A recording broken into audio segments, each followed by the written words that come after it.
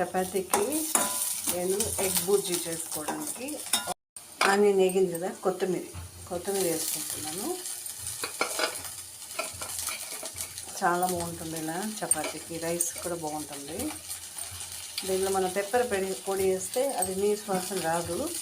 చపాతీకి అయితే అవసరం లేదు. కొద్దిగా మిరప్పొడి వేసాను. మీరు కావాలంటే పచ్చిమిరకాయలు వేసుకోవచ్చు, మిరియాల పొడి వేసుకోవచ్చు. ఒక పావు స్పూన్ వేసాను. సరే, ఇప్పుడు మనము 2 eggs వేసాను. ఇలా మనం మునగాకుతో చేసుకోవచ్చు, కూరాకులతో కూడా చేసుకోవచ్చు. చపాతీకి బాగుంటుంది. ఇలానే కూడా మనం నైట్ డిన్నర్ చేసేవచ్చు. చూసారా, egg bhurji, chapati with egg bhurji ready.